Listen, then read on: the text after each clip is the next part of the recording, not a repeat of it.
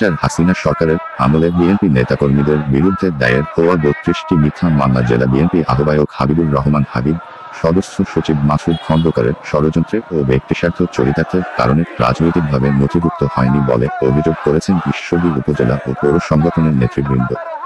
সোমবার দুপুর ২টার দিকে পাবনা প্রেস ক্লাবের ভিআইপি অডিটোরিয়ামে আয়োজিত সংবাদ সম্মেলন এমন অভিযোগ করা হয়।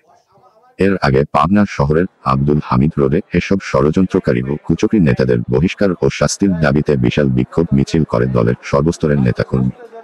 ঈশ্বরদী পৌর বিএনপির সাবেক ভারপ্রাপ্ত সাধারণ সম্পাদক ফজলুর রহমান লিখিত বক্তব্য পাঠ করেন। এ সময় তিনি অভিযোগ করে বলেন, ঈশ্বরদীতে জাকারিয়া পিন্টুর নেতৃত্বে বিগত স্বৈরাচার হাসিনার সরকার বিরোধী বৃহৎ আন্দোলনে এখানে সর্বাধিক মামলা ও হামলার শিকার হয় বিএনপি সহ অসংখ্য অঙ্গ সহযোগী সংগঠনের নেতাকর্মীরা। গত ৫ আগস্ট ছাত্র জনতার গণ অভ্যুত্থানে বিগত স্বৈরাচার ফ্যাসিস্ট গণহত্যাকারী আওয়ামী লীগ সরকার পতনের পর অন্তর্বর্তীকালীন সরকার দেশ পরিচালনার দায়িত্ব নেওয়ার পর বিগত ২০০৯ সাল হতে ২০২৪ পর্যন্ত স্বৈরাচার হাসিনা সরকারের দায়েরকৃত সকল মামলার রাজনৈতিকভাবে নথিভুক্ত করার আহ্বান জানান। এসব বিষয় নিয়ে বিএনপি কেন্দ্রীয় কমিটি থেকে নির্দেশনা আসে যে স্ব উপজেলা ও পৌর বিএনপি নেতাকর্মীদের বিরুদ্ধে রাজনৈতিক মামলার তালিকা জেলা বিএনপি দায়িত্বপ্রাপ্ত নেতৃবৃন্দের কাছে পাঠানোর জন্য নির্দেশ দেওয়া হয়।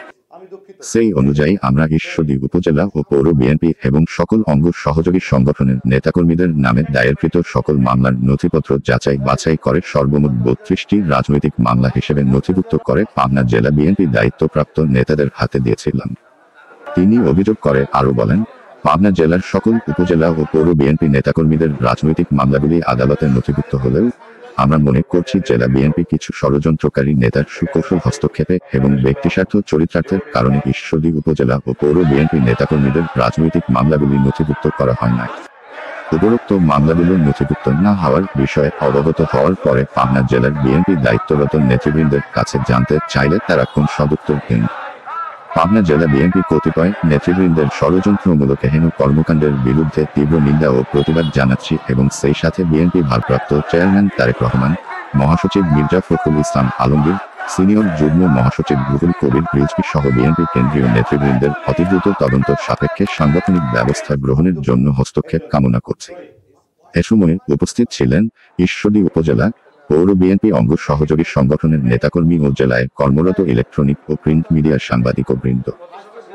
সম্মানিত সাংবাদিকবৃন্দ, গত ১২/১/২০২৫ তারিখে উপরোক্ত মামলাগুলো নথিভুক্ত না হওয়ার বিষয়ে অবগত হওয়ার পর পাবনা জেলা বিএনপির দায়িত্বরত নেতৃবৃন্দের কাছে আমরা জানতে চাইলে তারা কোনো